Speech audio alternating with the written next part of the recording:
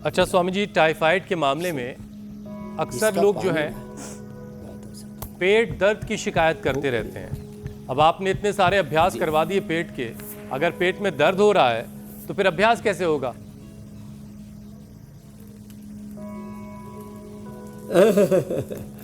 तो देखो, ये पेट दर्द के लिए हमने ये सर्वकल्प तो पेट के लिए और कायाकल्प तो पूरे शरीर की कायाकल्प करने के लिए होता है, ये बताया। देखो भाई, पिंडली दबा लें तो जब पेट गड़बड़ होता है, भूख नहीं लगती है, एसिडिटी रहती है, कोलाइटिस है, कॉन्स्टिपेशन है, तो भी ये दुखती है, ऐसे ही दबा लिया करें पिंडली, ऐसे या ऐसे अपने खोदा ही ऐसे ही दबा लेना, ऐसे ऐसे ऐसे ऐसे ऐसे ऐसे कर लेते हैं। इससे स्वामी जी, इस समय भी कुछ ऐसे ही चल रहा है कि खुद ही दबाना पड़ेगा उससे फिर और पेट दर्द के लिए बहुत अच्छा होता है चित्रकादिवटी। चित्रकादिवटी आरोग्यवर्धिनी वटी, दो गोली सुबह दोपहर शाम खा ले। अरे वक्त क्या है, तो आत्मनिर्भर रहना है व्यक्ति को, पराधीन नहीं होना है। जी जी, पराधीनम सपने हु सुख नाही, तो भाई अपने स्वाधीन बनो, ऐसे ये कर लो। और सुबह सुबह खाली पेट जो अनार खाएगा ना, उसको पेट दर्द नहीं होता है। पेट दर्द होता है गैस बनने से, पेट दर्द होता है आंतों में सूजन होने से, बदहजमी से, और उसके लिए फिर कई तरह के लोग चूर्ण पूर्ण खाते रहते हैं। ये सब इन चीज़ों से बचा करें। सुबह उठ कर के जो आंवला, एलोवेरा, गिलोय, तुलसी आदि या लौकी का जूस, हाँ ये बड़ा अच्छा है। लौकी में थोड़ा सा अनार, थोड़ा सा सेब, थोड़ा सा धनिया, ये मैंने धनिया पुदीना आदि डाल के बताया ना, तो तब से लोगों का लौकी का जूस बड़ा स्वादिष्ट हो गया, लेकिन नहीं तो बड़ा नीरस सा लगा करता था। तो स्वामी जी, आत्मनिर्भर तो ठीक है, ठीक रहेगा ना, लेकिन याद आता है ना, हमको पता ही नहीं पेट दर्द क्या होता है। आपको भी अपना बचपन याद आता होगा, और हमें भी जब बचपन याद आता है तो पापा के पैर दबाना और दादी के पैर दबाना। अब आजकल जो है बच्चे उस तरह से नहीं, वो सब चीज़ें सिलेबस से बाहर हो गई हैं, आउट ऑफ सिलेबस हैं।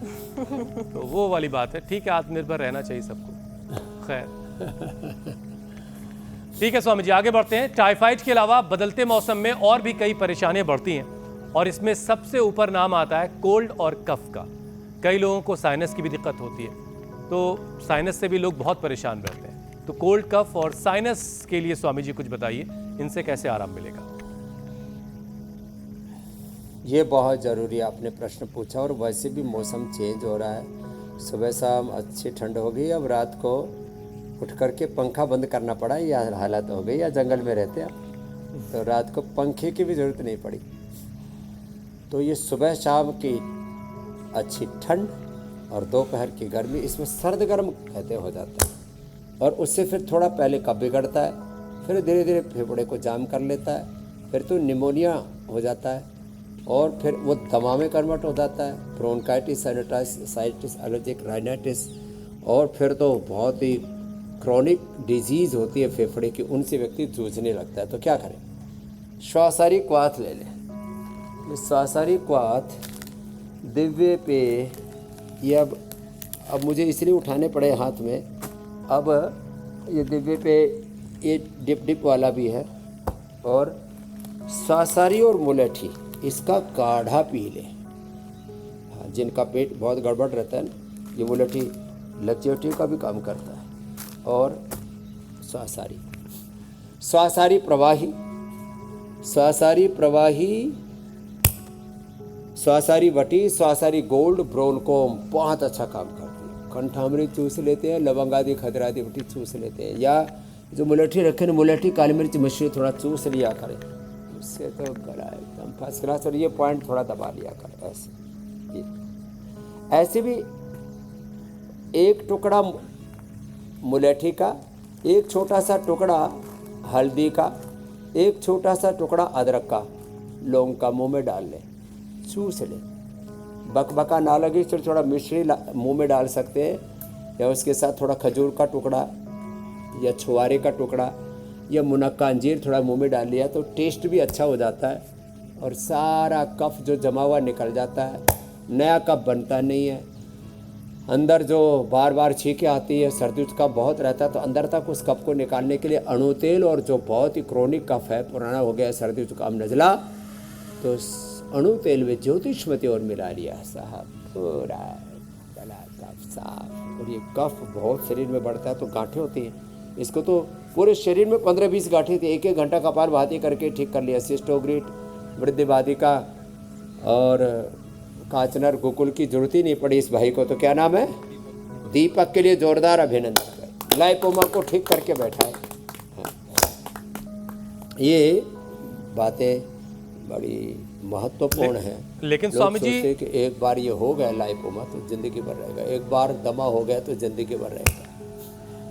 बस स्वामी जी इसी से जुड़ा एक सवाल ये था कि शिलाजीत, च्यवनप्राश और च्यवनप्रभा में बार बार बता चुका हूँ जी। स्वामी जी आजकल लोगों को जब खांसी हो रही ना तो वो काफी दिनों तक पीछे ही नहीं छोड़ रही है, कैसे उससे आजादी मिलेगी?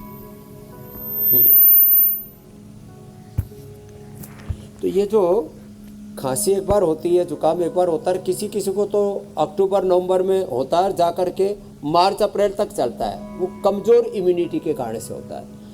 तो फेफड़े की इम्यूनिटी के लिए स्वासारी क्वाथ प्रवाही, स्वासारी जो है वो अवले है, वटी, स्वासारी गोल्ड या ब्रोनकोम, कोई भी एक ले ले, स्वासारी या ब्रोनकोम।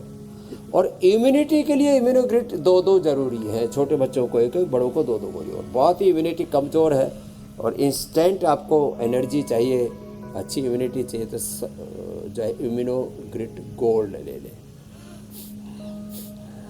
दूध में हल्दी, शिलाजीत, च्यवनप्राश, और ये बच्चों के लिए च्यवनप्राश का नया अवतार च्यवनप्रभा तो हमने शुगर वालों के लिए दिया था, ये गुड़ वाला च्यवनप्राश। और ये बालप्राश, बच्चों को बार बार सर्दी जुकाम बहुत होता है, ये लो इम्यूनिटी के कारण से होता है। तो दूध में हल्दी, शिलाजीत, अश्वगंधा या अश्वशला के कैप्सूल, और ये बहुत ही ज़बरदस्त है जी।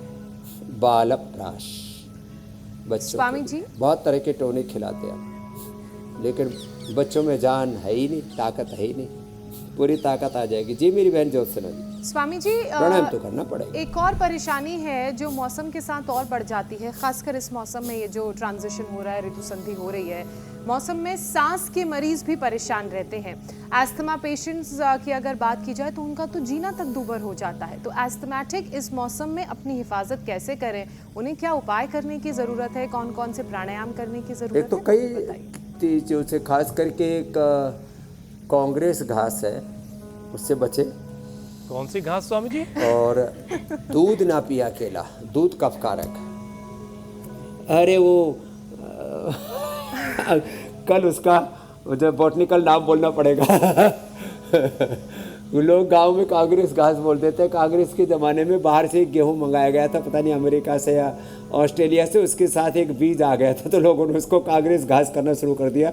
इसने जंगलों की घास ख़त्म कर दी, हमारे वन गुजर भी परेशान है। हाँ, ये ऐसी होती है, ये इसके बारे में बात कर रहा था, ये वाली इससे एलर्जी बहुत होती है, कफ कोल्ड बहुत होता है।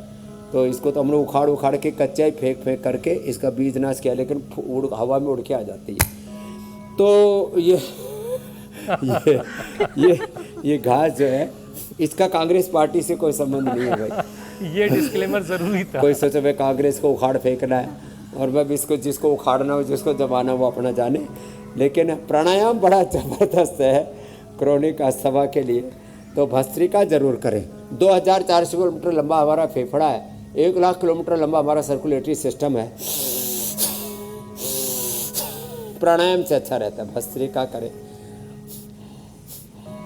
कपालभाति करें, अनुलोम विलोम करें।